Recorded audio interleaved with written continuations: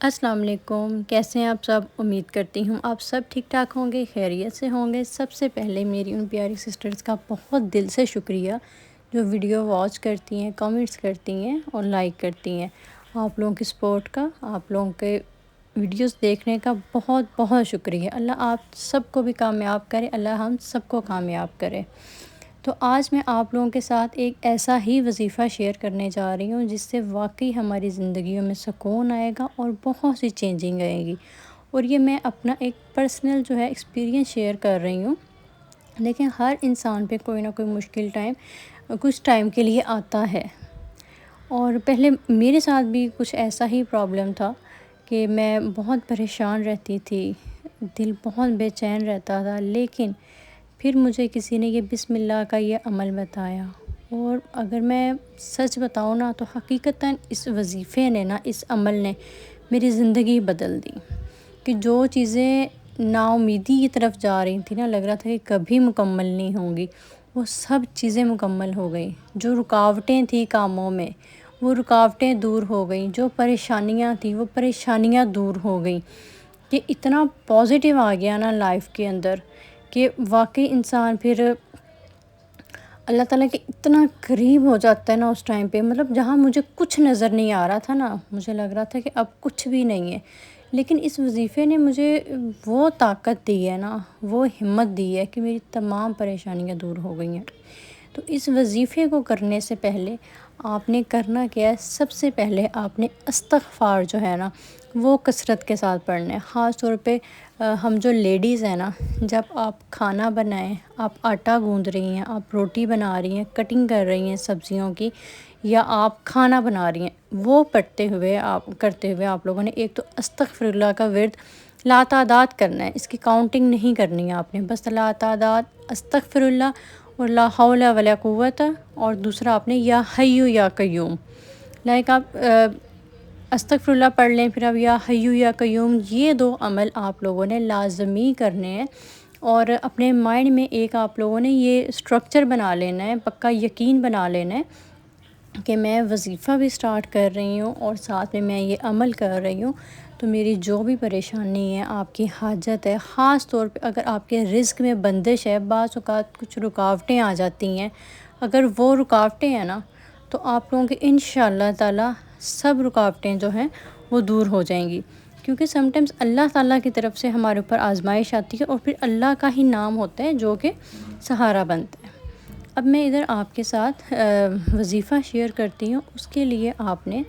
پہلے تو 5 وقت کی نماز جیسے ہم پڑھتے ہیں وہی پڑھنی ہے، اس کے بعد جو آپ کے پاس ٹائم سوٹیبل ہو، جس ٹائم پہ آپ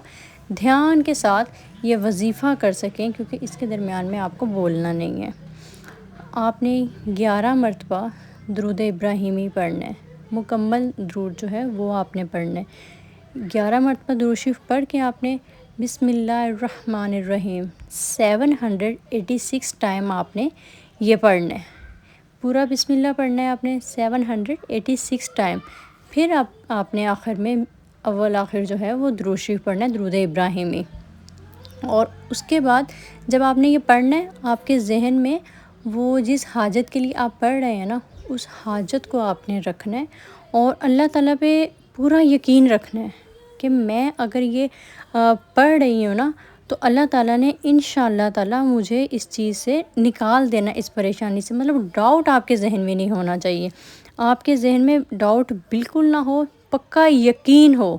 کیونکہ جب ہم اللہ تعالیٰ سے یقین کے ساتھ مانگتے ہیں تو انشاءاللہ تعالیٰ اللہ تعالیٰ جو ہے ہمارے دلوں کے حال بہت بہترین جانتے ہیں۔ اللہ تعالیٰ پھر ہمارے اس یقین کے بدلے میں ہمیں وہ نوازتے ہیں، اور وہاں سے نوازتے ہیں جہاں سے ہمارا گمان بھی نہیں ہوتا۔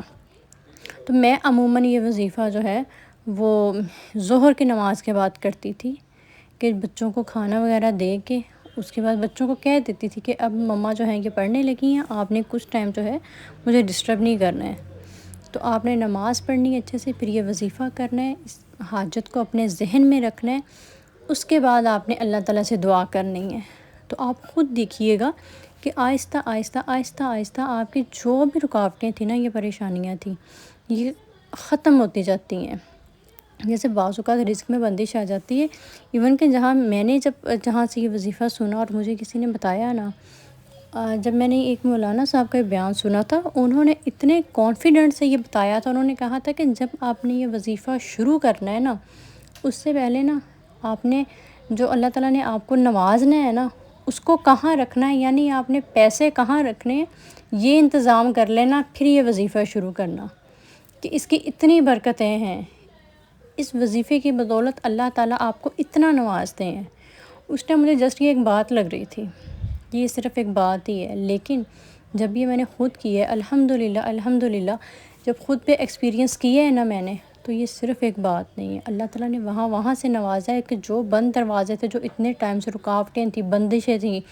وہ ہر چیز ٹھیک ہو گئی۔ یہ آپ اپنے لیے کر سکتی ہیں، اگر آپ کے ہسبینڈ کے، آپ کے بھائی کے، آپ کے فادر کے، کسی کے بھی، آپ کے بیٹے کے، کسی کے بھی کام میں رکاوٹ ہے نا، آپ ان کے لیے کر سکتی ہیں کہ یہ رکاوٹ ہے ان کے کام میں، اس رکاوٹ کو جو ہے آپ دور کریں۔ لیکن آپ نے پکے یقین کے ساتھ اور یہ وظیفے کے ساتھ آپ نے استغفر اللہ یا حیو یا قیوم اور مغرب کے بعد سورہ واقعہ یہ آپ نے لازمی پڑھنا ہے۔ پھر آپ خود دیکھیے گا کہ آپ کی لائف میں وہ چینجنگ آئیں گی نا، کہ جن حالات سے، مشکل وقت سے آپ گزر رہی ہیں، اللہ تعالیٰ جو ہے وہ آپ کو اس وقت سے نکالیں گے، کیونکہ دیکھیں اصل طاقت جو ہے نا وہ اللہ تعالیٰ کے نام میں ہے۔ اللہ تعالیٰ کے ناموں میں اتنی طاقت ہے نا، یا حیو یا قیوم، اس میں اتنی طاقت ہے۔ پھر بسم اللہ الرحمن الرحیم، اس سے تو دیکھیں قرآن پاک کا شروع ہوا ہے، قرآن پاک کی شروعات کہاں سے ہوئی ہے؟ بسم اللہ الرحمن الرحیم سے۔ تو قرآن پاک کی شروعات ہے، ہر چیز کی شروعات ہم یہاں سے کرتے ہیں۔ جب ہم بسم اللہ پڑھ لیتے ہیں، ویسے ہی ہمارے کام میں، کاروبار میں، ہر چیز میں اتنی زیادہ برکت آ جاتی ہے۔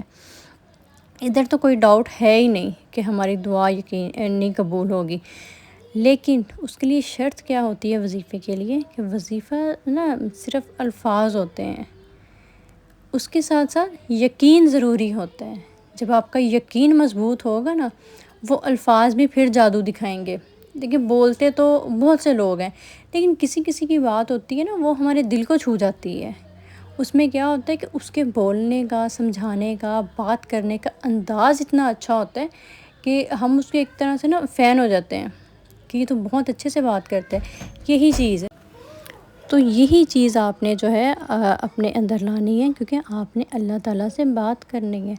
آپ نے اللہ تعالیٰ کو بتانا ہے کہ اللہ تعالیٰ میری یہ پریشانی ہے اور آپ نے ہی مجھے نکالنا ہے۔ آپ اللہ تعالیٰ کو یقین کے ساتھ مانگے گی نا، اللہ تعالیٰ کو اپنی بات اچھے طریقے سے سمجھائیں گی، تو وہ ذات ہی ہے جو سننے والی ہے۔ جب انسان ٹوٹ جاتا ہے، پریشانیوں میں گھر جاتا ہے نا، تب اللہ کا ذکر ایسا سہارا بنتا ہے نا کہ اس کو اس طرح کا سکون ملتا ہے جو اس کو کسی چیز سے نہیں ملتا۔ تو میرے خیال میں ہمیں پکے یقین کے ساتھ جو ہے، اگر آپ لوگ یہ وظیفہ کرتے ہیں تو اللہ تعالیٰ آپ سب کی مشکلات، آپ سب کی پریشانیاں جو ہیں اس کو دور فرمائیں، سب کی زندگیوں میں اللہ تعالیٰ سکون لے کر آئیں۔